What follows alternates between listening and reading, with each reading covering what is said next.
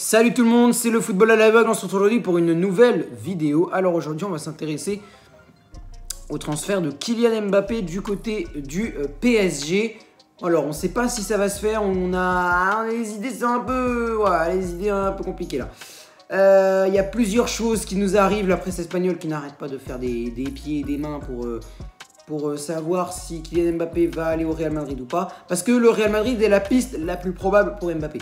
Alors moi, qu'est-ce que j'en pense? Déjà, premièrement, c'est assez compliqué de dire ce que j'en pense parce qu'en vrai, le mercato n'est pas encore terminé. Mais je veux dire, Kylian Mbappé, est-ce qu'il va rester ou pas? Ça, c'est peut-être une question auquel je peux répondre. Personnellement, je pense qu'il devrait rester. Parce qu'en fait, comment dire ça? Mbappé, pour moi, si jamais il allait vraiment partir, il y aurait déjà un accord de trouver. Ou du moins des négociations avancées. Là, vraiment, c'est le Real Madrid qui ont... Vraiment, je te jure, le Real Madrid, ils sont en mode on vend, on l'achète, non, on va sur Hollande, non, en fait, on va sur Mbappé, non, en fait, on va acheter personne, non, en fait, on va revenir sur Mbappé. Et d'ailleurs, ils ont reçu une offre, ils ont reçu un truc de la part de la Liga qui est avec le CVC Capital Partner, qui est un fonds d'investissement luxembourgeois. Donc, la Liga a fait une collaboration avec ce truc-là, et aux alentours de 2,7 millions. Ce qui veut dire que le Barça, notamment, va recevoir 270 millions et le Real 261. C'est-à-dire qu'il y aura 15% aussi attaché au recrutement, donc 40 millions environ pour le Barça et le Real. Alors, 40 millions pour Mbappé, c'est pas assez, d'accord, mais en plus des budgets déjà actuels du Real, 40 millions en plus, c'est peut-être faisable pour leurs petites affaires. Mbappé, pour moi, je pense qu'il va prolonger, mais dans l'état des choses, parce que Mbappé n'a pas l'air d'être convaincu par le projet parisien, je pense qu'il ne prolongera que d'1 an et qu'il partira libre à la fin de la saison, ou alors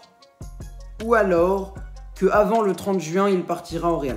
Pour moi, c'est la piste si vraiment, parce que moi, j'ai pas envie qu'il parte, mais si vraiment, de chez vraiment, il faut qu'il parte, je préférerais qu'il parte avant le 30 juin 2022 parce que, je veux dire, on l'a payé 180 millions d'euros en 2017 pour qu'il arrive. C'est pas pour qu'il parte pour 0 € en 2022. Donc, s'il peut partir pour 150 millions d'euros comme le Real, comme on en parle en ce moment, 150 millions, ça peut être quelque chose, pour moi, ça peut être faisable, ouais. 150 millions, je veux bien. Mais par contre, des trucs du genre 0 €, partir libre en juillet 2022... Ah mais je serais pas du tout content. Je serais pas content. À la limite, tu prolonges de 2 ans. Je sais pas, tu prolonges de 2 ans et tu fais sauter le contrat à 1 an de la fin. Ou je sais pas. Mais de toute façon, le Real, ils doivent se refaire une santé financière. Donc autant attendre. Cette année-là, en 2021, maintenant tout de suite, je ne sais pas si Mbappé va partir et je ne le pense pas. Mais, on sait jamais. On sait jamais. Et en ce qui concerne 2022... je préférerais avant le 30 juin. Parce que 180 millions d'euros... Alors, les 180 millions d'euros, c'est pas totalement complètement... Ils n'ont pas servi à rien, tu vois. Mais autant récupérer 100 millions ou plus du transfert d'Mbappé si on l'a payé 180 millions.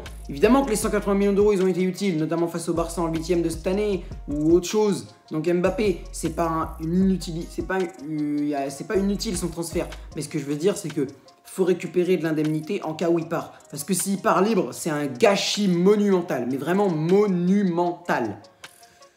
Bon, en tout cas, après, s'il peut ne pas partir et prolonger 5 ans, moi ça me va. Hein, son contrat se termine en 2022. Il y en a qui disent attendre. Il y en a qui disent on peut attendre. Et j'étais d'accord avec eux, peut-être prolonger. Parce que moi je dis oui, son contrat se finit dans 1 an.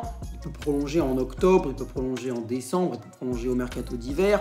Il peut partir aussi au mercato d'hiver, mais si je pense pas. Les grosses transactions se font en été, pas en hiver. Donc pour moi ça ne se fera pas en hiver. Mais je sais pas trop. Franchement, je sais pas trop. Est-ce que Mbappé... Pour moi, donc ma décision, c'est si Mbappé part... Déjà, si Mbappé part, on recrute Ronaldo. Ça pour moi c'est une obligation. Si Mbappé part, il faut recruter Cristiano Ronaldo. Ça c'est sûr et certain pour moi. Il n'y a pas de débat là-dessus pour moi. C'est même pas forcément Ronaldo, c'est pas parce que oui là c'est Ronaldo et c'est Messi, donc c'est deux joueurs de ouf. Pour moi Ronaldo, si jamais Mbappé part, c'est Ronaldo qui arrive. Parce que Mbappé et Ronaldo en même temps, ça pourrait être un choix de ouf. Parce que Mbappé, son idole, bah c'est Ronaldo. Ils peuvent jouer tous les deux dans une espèce d'attaque à 4, un truc dans le genre. D'accord. Mais pour moi, si tu perds Kylian Mbappé, tu dois avoir un renfort équivalent à lui en la personne pour moi de Cristiano Ronaldo. Donc pour moi si Mbappé part, Cristiano Ronaldo doit venir absolument.